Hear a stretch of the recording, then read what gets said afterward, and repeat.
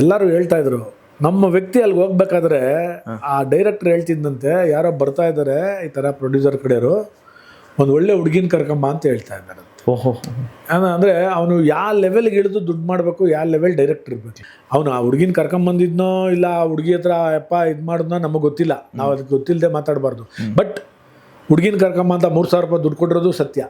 ನಾನು ಓದೋ ವ್ಯಕ್ತಿಗೆ ಹೇಳಿದೆ, ಹುಷಾರು ಹಿಂಗೈತೆ, ನಮ್ಮ ಪರವಾಗಿ ಮಾತಾಡೋಕೆ ಹೋಗಿದೆ ಆ ವ್ಯಕ್ತಿ, ಹುಷಾರು ನಿಮ್ಮನ್ನ ಲಾಕ್ ಗೀಕ್ ಮಾಡ್ಕೊಂಬಿಟ್ರೆ ಕಷ್ಟ, ಹಂಗೆಲ್ಲ ಮಾಡಿದ್ರೆ ಅವ್ನು ರಕ್ತ ಕುಡಿದ್ಬಿಡ್ತೀನಿ ಅಂತ ಹೋದ.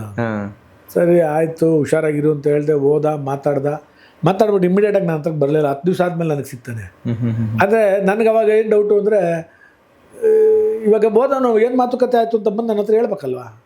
ಅವತ್ತವನು ಅಲ್ಲಿ ಕಿಟ್ ತೊಗೊಂಡು ಹೋದವನು ಮತ್ತೆ ಗ್ರೌಂಡಿಗೆ ಬರೋಕ್ಕೆ ಸಾಧ್ಯ ಆಗಲೇ ಇಲ್ಲ. ಹೈದ್ರಾಬಾದ್ ವಿಷಯ ಹೇಳ್ತಿದ್ದೆಲ್ಲ, ಅದರಲ್ಲಿ ಒಬ್ಬ ವ್ಯಕ್ತಿ ನಮ್ಮ ಜೊತೆ ಬರೋರು ಹೈದ್ರಾಬಾದ್ಗೆಲ್ಲ. ನಾನು ಡೈರೆಕ್ಟ್ರು ನೋಡ್ದೆ, ಯಾರ್ಯಾರು ನೋಡ್ಕೊ ಗೊತ್ತವ್ರಿಗೆ. ಸರ್ ಎಂಥ ಕಳಪೆ ಕೆಲಸ ಮಾತಾಡಿದ್ದಾರೆ ಅಂದರೆ ಅಲ್ಲಿಂದ ನನಗೆಲ್ಲ ಇನ್ಫಾರ್ಮೇಷನ್ ಬರ್ತದೆ. ಎಲ್ಲರೂ ಹೇಳ್ತಾಯಿದ್ರು, ನಮ್ಮ ವ್ಯಕ್ತಿ ಅಲ್ಲಿಗೆ ಹೋಗ್ಬೇಕಾದ್ರೆ ಆ ಡೈರೆಕ್ಟರ್ ಹೇಳ್ತಿದ್ದಂತೆ, ಯಾರೋ ಬರ್ತಾ ಇದ್ದಾರೆ ಈ ಥರ ಪ್ರೊಡ್ಯೂಸರ್ ಕಡೆಯವರು, ಒಂದು ಒಳ್ಳೆ ಹುಡುಗಿನ ಕರ್ಕೊಂಬ ಅಂತ ಹೇಳ್ತಾ ಇದ್ದಾರೆ. ಓಹೋ, ಅಂದರೆ ಅವನು ಯಾವ ಲೆವೆಲ್ಗೆ ಇಳಿದು ದುಡ್ಡು ಮಾಡಬೇಕು, ಯಾವ ಲೆವೆಲ್ ಡೈರೆಕ್ಟರ್ ಇರಬೇಕು ಲೆಕ್ಕಾಗಿ. ಅವನು ನಮಗೆ ದೇವ್ರು ನಿಮಗೆ ಚೆನ್ನಾಗಿಟ್ಟಿರಲ್ಲ ಅಂತಾನೆ, ಓಕೆ ಚಿಂತೆ ಇಲ್ಲ. ನಿನ್ನ ಬೆಂಗಳೂರಿಗೆ ಬಂದಾಗ ಅವನು ಆ ಹುಡುಗಿನ ಕರ್ಕೊಂಬಂದಿದ್ನೋ ಇಲ್ಲ ಆ ಹುಡುಗಿ ಹತ್ರ ಯಪ್ಪ ಇದು ಮಾಡಿದ್ನೋ ನಮಗೆ ಗೊತ್ತಿಲ್ಲ, ನಾವು ಅದಕ್ಕೆ ಗೊತ್ತಿಲ್ಲದೆ ಮಾತಾಡಬಾರ್ದು. ಬಟ್ ಹುಡುಗಿನ ಕರ್ಕೊಂಬ ಅಂತ 3,000 ರೂಪಾಯಿ ದುಡ್ಡು ಕೊಟ್ಟಿರೋದು ಸತ್ಯ. ನಾನು ಅವಾಗ ನಮ್ಮ ಫ್ರೆಂಡ್ ಒಬ್ಬ ಅಲ್ಲಿಗೆ ಹೋದಾಗ ನಿಮ್ಮ ಗಮನಕ್ಕೆ ಹೆಂಗೆ ಬಂತಿದಂತ, ಅಲ್ಲಿಂದ ನನಗೆ ಜಸ್ಟ್ ಅವ್ನು ಕೊಟ್ಟ ತಕ್ಷಣ ಯಾರು ದುಡ್ಡು ತೊಗೊಂಡ್ರು ಅವರೇ ನನಗೆ ಹೇಳ್ಬಿಟ್ರು, ಅಣ್ಣ ಹಿಂಗೆ ಹೇಳ್ತಾ ಇದ್ದಾರೆ, ಯಾರು ಬರ್ತಾ ಇದ್ದಾರೆ ಅಂತ. ನಾನು ಓದೋ ವ್ಯಕ್ತಿಗೆ ಹೇಳಿದೆ, ಹುಷಾರು ಹಿಂಗೈತೆ, ನಮ್ಮ ಪರವಾಗಿ ಮಾತಾಡೋಕೆ ಹೋಗಿದೆ ಆ ವ್ಯಕ್ತಿ, ಹುಷಾರು ನಿಮ್ಮನ್ನ ಲಾಕ್ ಗೀಕ್ ಮಾಡ್ಕೊಂಬಿಟ್ರೆ ಕಷ್ಟ, ಇವಾಗ ಏನೇನೋ ಮಾಡ್ತಾರಲ್ಲಪ್ಪ ನೀಟ್ರಪ್ಪ ಅದು ಇದು ಏನೇನು ಮಾಡ್ಕೊಂಬಿಟ್ರೆ ಕಷ್ಟ. ನಾವು ನಮ್ಮವ್ರನ್ನ ಸೇಫ್ಟಿ ನೋಡ್ಬೇಕಲ್ವಾ. ಹೌದು ಹೌದು. ಹಂಗೆಲ್ಲ ಮಾಡಿದ್ರೆ ಅವ್ನು ರಕ್ತ ಕುಡಿದ್ಬಿಡ್ತೀನಿ ಅಂತ ಹೋದ. ಸರಿ ಆಯಿತು ಹುಷಾರಾಗಿರು ಅಂತ ಹೇಳಿದೆ. ಹೋದ, ಮಾತಾಡ್ಬಿಟ್ಟು ಇಮಿಡಿಯೇಟಾಗಿ ನಾನು ಅಂತಕ್ಕೆ ಬರಲಿಲ್ಲ. 10 ದಿವಸ ಆದಮೇಲೆ ನನಗೆ ಸಿಗ್ತಾನೆ. ಆದರೆ ನನಗೆ ಅವಾಗ ಏನು ಡೌಟು ಅಂದರೆ, ಇವಾಗ ಹೋದವನು ಏನು ಮಾತುಕತೆ ಆಯಿತು ಅಂತ ಬಂದು ನನ್ನ ಹತ್ರ ಹೇಳ್ಬೇಕಲ್ವಾ. ಹೌದು. ಬರಲಿಲ್ಲ ಅಂದರೆ ಏನರ್ಥ, ನೀನೆಲ್ಲೋ ಬಿದ್ದೋಗಿದ್ಯಾ ಅಲ್ವಾ. ಹೌದು. ಅದು ಅಲ್ಲಿ ಇವಾಗ ಸದ್ಯಕ್ಕೆ ಅಲ್ಲಿ ಆದಂಥ ಅನುಭವ ಇದು. ನನಗೆ ಕಟ್ಟಿಂಗ್ ಕೊಡಿ, ನಾನು ಹೈದ್ರಾಬಾದ್ ಫಿಲಮ್ ಚೇಂಬರ್ಗೆ ಹೋದಾಗ ನಾನು ಪ್ರೆಸ್ ಮೀಟಲ್ಲಿ ಹಿಂಗೆ ಮಾತಾಡಿದ್ದೀನಿ ಸರ್, ಇಲ್ಲೂ ಪ್ರೆಸ್ ಮೀಟ್ ಮಾತಾಡ್ತೀನಿ ಅಂತ ನಾನು ಹೇಳ್ತೀನಿ. ಖಂಡಿತ ಸರ್. ನಮ್ಮ ಅಲ್ಲಿ ಹೋದ ತಕ್ಷಣ ಹೈದ್ರಾಬಾದೇ ಬೇರೆ, ನಿಮ್ಮ ಕರ್ನಾಟಕನೇ ಬೇರೆ ಅಂದ. ಈಗ ಕರ್ನಾಟಕ ಅವ್ರ ಮುಂದೆ 1000 ಪಾಲು ಚೆನ್ನಾಗಿದೆ. ದೂರದ ಬೆಟ್ಟ ನುಣ್ಗೆ ಅಂತಾರೆ ಗೊತ್ತಾ, ಆ ಥರ ನಾನು ಮಾಡಿದ್ದು. ಆ ಡೈರೆಕ್ಟ್ರನ್ನ ನಾನು 20 ದೇವಸ್ಥಾನ ಕರ್ಕೊಂಡು ಹೋಗಿದ್ದೀನಿ. ಇಲ್ಲಿ ಎಲ್ಲ ದೇವಸ್ಥಾನದಲ್ಲೂ ಪ್ರಮಾಣ ಮಾಡ್ದ. ಎಲ್ಲ ದೇವಸ್ಥಾನದಲ್ಲೂ అన్నమ్మ దేవస్థానం ಕೆಲವು ದೇವಸ್ಥಾನ నాగన్న గారు నాకు లైఫ్ ఇస్తూ ఉంటారు మీరు, ನಾನು ಮೋಸ చేసేలేదు. ನಾನು ಅನ್ನ ಹಾಕಿದ್ರೆ ನೀನು ನನಗೆ ವಿಷ ಕೊಟ್ಬಿಟ್ರೆ ದೇವ್ರು ಇವತ್ತಲ್ಲ ನಾಳೆ ನೀನು ಪನಿಷ್ಮೆಂಟ್ ಕೊಡಲೇಬೇಕಾ. ನಾನು ಕಣ್ಮುಂದೆ ನೋಡಿದ್ದೀನಿ ಇದೆಲ್ಲ. ನಾನು ಅಲ್ಲಿ ಹೈದ್ರಾಬಾದಿಂದ ಎಲ್ಲ ಫೋನ್ ಮಾಡಿದ್ರೆ ನಾನು ಹೇಳ್ತೀನಿ, చూడప్ప నీ డైరెక్టర్కి హెల్ప్ చేసేదానికోస్కర నేను హైదరాబాద్కి వచ్చింది. నేను అన్నం పెట్టిండాను, వాడనಕ್ಕೆ విషం పెట్టిండారు, దేవుడు ఏం పెడతారో నాకు తెలియదు.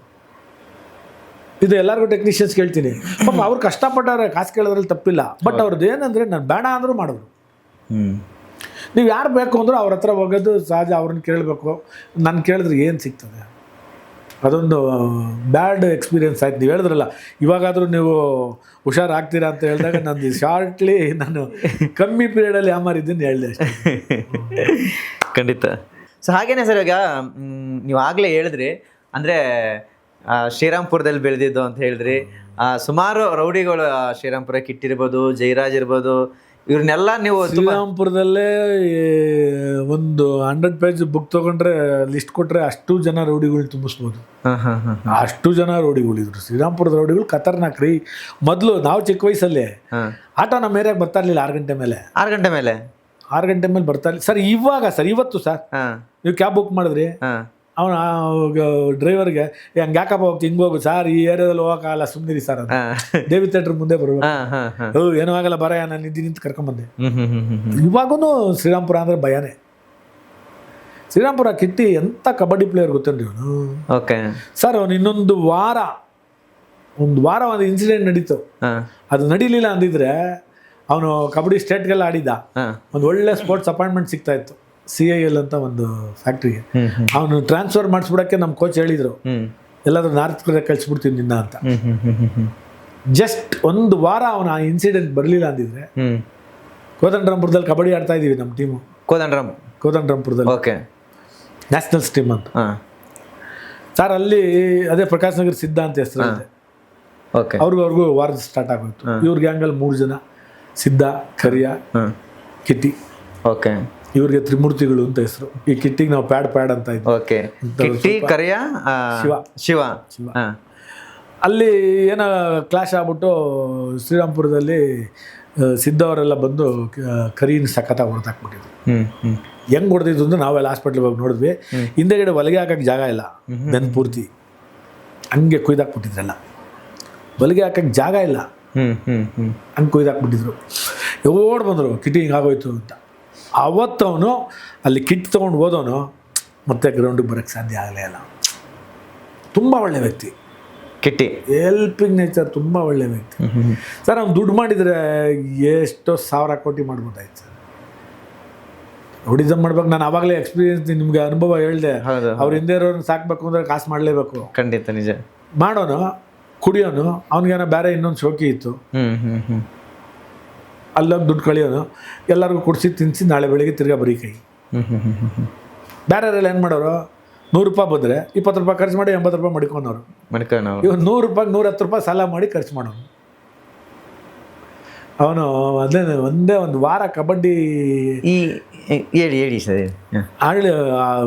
ಆಡ್ಕೊಂಡು ಇದ್ದಿದ್ದೀರೆ ಇನ್ನೂ ಬದುಕಿರೋನು ಪಾಪ. ಅವನು ಮೋಸದಿಂದ ಮಾಡ್ರು ಮಾಡ್ರು. ಈ ಕರಿಯ ಹೆಂಗೆ ಸರ್? ಕರಿಯನು ಸರ್ ಅವ್ರು 3 ಜನ ಒಂದೇ ದೇಹ, 3 ಆರ್ಟ್. ಅದು ಆ ಥರ ಒಬ್ಬ ಒಂದು ಡಿಸಿಷನ್ ತೊಗೊಂಡ್ರೆ 3 ಜನ ಹಂಗೆ 3 ಜನ ಈಗ ಒಂದು ಮಾತಿನ ಮೇಲೆ ನಿಲ್ಲರು. ಅವ್ರ ಮಾತುಗಳು ಅಷ್ಟೇ ಹಿಂಗೆ ದಿನಕ್ಕ ಇದಕ್ಕೆ ಬೇಡ ಹಂಗೆ ಮಾತಾಡ್ತಾ ಇದ್ದಿದ್ದವ್ರು. ಬಟ್ ಆ 3 ಜನದಲ್ಲಿ ನಿಯತ್ತು ಅಂದರೆ ಕಿಟ್ಟಿ. ಅವರೆಲ್ಲ ಸ್ವಲ್ಪ ಚಿಲ್ಲರೆ ನಮ್ಮ ಹತ್ರನೂ ಅವ್ನು ಕರಿಯ ಬರೋ ನಾವೆಲ್ಲ ಚಿಕ್ಕ ಹುಡುಗರು ಬಂದ್ಬಿಟ್ಟು ಜೋಬಲ್ ದುಡ್ಡಿದ್ರೆ ಎತ್ಕೊಂಡ್ಬಿಡೋನು.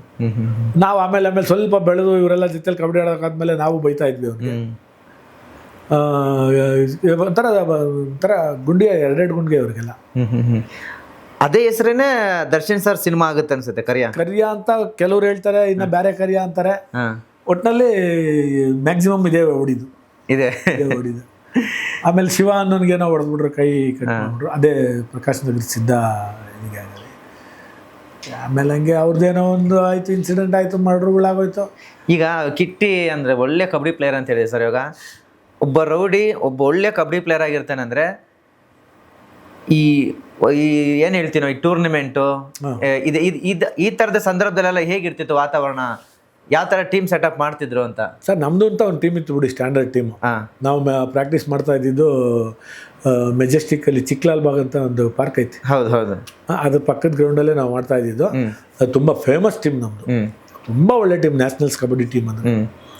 ಸರ್ ಅವಾಗೆಲ್ಲ ಏನು ಗೊತ್ತಾ, ಕಬಡ್ಡಿ ಹೆವಿ. ಇವಾಗ ಇಲ್ಲಿ ಪ್ರೋ ಕಬಡ್ಡಿ ಆಡ್ತಾರಲ್ಲ, ಏನು ಕಬಡ್ಡಿನ ಅದು, ದೇವರನೇ ಕಬಡ್ಡಿನೇ ಅಲ್ಲ ಅದು. ಆ ಕಬಡ್ಡಿಗೂ ಈ ಕಬಡ್ಡಿಗೂ 10% ಸಂಬಂಧ ಇಲ್ಲ. ಹೌದು. ಒಬ್ಬ ಕಬಡ್ಡಿ ಪ್ಲೇಯರ್ ಒಬ್ಬನಿಗೆ ಕ್ಯಾಚ್ ಹೊಡೆದ ಅಂದರೆ ಅವ್ನು ಕೆಳಗಡೆ ಬೀಳಿಸ್ಬಾರ್ದು ಅಂತ ಮೇಲೆ ಕೆತ್ಕೋತಿದ್ವಿ, ಏಟ್ ಬೀಳಬಾರ್ದು ಅಂತ. ಇವಾಗ ಬಿದ್ದರೆ ನೋಡಿದಿರ ನೀವು, ದರ ದರ ದರ ದರ ಅಂತ ಬೀಳ್ತಾರೆ ಬಿದ್ದಂಗೆ. ದುಡ್ಡುಗೋಸ್ಕರ ಮಾಡ್ತಾರೆ ಅದಷ್ಟೇ. ಅವಾಗ ಕಬಡ್ಡಿ ಏನು ಗೊತ್ತಾ, ಇಲ್ಲಿ ಕಬಡ್ಡಿ ಆಡ್ಬಿಟ್ಟು ಬ್ಲ್ಯಾಕ್ ಟೂರ್ನಮೆಂಟ್ ಅಂತ ಮಾಡೋರು. ಇದು ಫ್ಲಡ್ ಲೈಟ್ ಕಬಡ್ಡಿ ಬೇರೆ, ಅದು ಅಸೋಸಿಯೇಷನ್ ಮಾಡೋದು. ಬ್ಲ್ಯಾಕ್ ಟೂರ್ನಮೆಂಟ್ ಅಂತ ಮಾಡೋರು. ಸರ್ ಈ ಏರಿಯಾದಲ್ಲಿ ಕಬಡ್ಡಿ ಆಡಿ ಗೆದ್ದಿ ಬಟ್ಟೆ ಹಿಡ್ಕೊಂಡು ಹಂಗೆ ಓಡ್ತಿದ್ವಿ. ಆ ಏರಿಯಾದಲ್ಲಿ ಕಬಡ್ಡಿ ಅಲ್ಲಿ ಟೂರ್ನಮೆಂಟ್ ಇರೋದು, ಅಲ್ಲಾಡಿ ಅಲ್ಲಿಂದ ಇನ್ನೊಂದು ಕಬಡ್ಡಿ ಟೂರ್ನಮೆಂಟ್ ಇಡೋದು, ಅಲ್ಲಾಡಿ ತಿರ್ಗಾ ಇಲ್ಲಿ ವಾಪಸ್ಸಿಗೆ ಬಂದು 3 ಕಡೆ ಓಡಾಡ್ಕೊಂಡೆ 3 ಟೀಮಲ್ಲೂ ನಾವು ವಿನ್ನರ್ಸ್ ಆಗ್ತಿದ್ವಿ 3 ಟೂರ್ನಮೆಂಟಲ್ಲಿ. ಇವಾಗ ಆಮೇಲೆ ಏನಾಗೋಯ್ತು, ಇವ್ರಿಗೆ ಕಿಟ್ಟಿಗೆ ಸ್ವಲ್ಪ ಗಲಾಟೆಗಳೆಲ್ಲ ಏನೋ ಅದು ಹೇಳ್ದಲ್ಲ, ಇನ್ಸಿಡೆಂಟ್ ಆದಮೇಲೆ ಬರುವಾಗ ಯೋಚನೆ ಮಾಡ್ತಿದ್ದ. ಜೊತೆಯಲ್ಲಿ ಯಾರೂ ಇಲ್ಲದೆ ಬರ್ತಿರ್ಲಿಲ್ಲ. ಅವ್ನು ಕಬಡ್ಡಿಗೆ ಬರಬೇಕು ಅಂದರೆ ಒಂದು 7-8 ಜನ ಅವನಿಗಿಂತ ಮುಂಚೆ ಬಂದಿಲ್ಲಿರೋರು, ಏನು ಹೆಂಗೆ ಅಂತ ಇನ್ಫಾರ್ಮೇಶನ್ ಅವೆಲ್ಲ ನಮ್ಗೆ ಗೊತ್ತದು. ನಾವು ಜೊತೆಯಲ್ಲೇ ಕಬಡ್ಡಿಗೆ ಹೋಗ್ತಿದ್ವಲ್ಲ, ಹೋಗ್ತಿದ್ವಿ.